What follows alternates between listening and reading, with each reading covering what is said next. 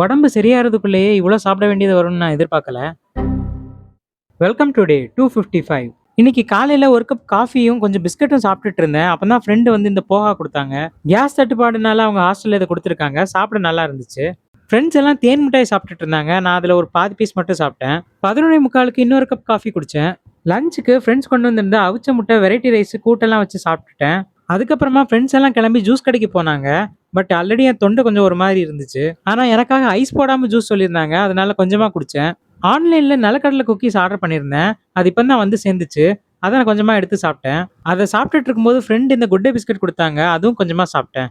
ஈவினிங்கா laundry கொடுத்திருந்த துணியை வாங்க போனப்போ ஃப்ரெண்ட் இந்த காளான் கடையில் காளான் சாப்பிடணும்னு சொன்னா. சூடா தொண்டைக்கு எதமா இருக்கும்னு நானும் ஒரு பிளேட் வாங்கி சாப்பிட்டேன்.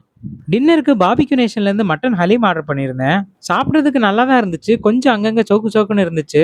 ஃபுல்லா சாப்பிட்டு முடிக்கிறதுக்கே ரொம்ப கஷ்டப்பட வேண்டியதா போச்சு. இன்னைக்கு நிறைய ஹை கலரி ஃபுட் சாப்பிட்ருக்கோம். அளவும் கொஞ்சம் அதிகமாக சாப்பிட்ருக்கோம். அதனால இன்னைக்கு நம்மளால கேலரி டெபிசிட்ல இருக்க முடியல. மீண்டும் சந்திப்போம்.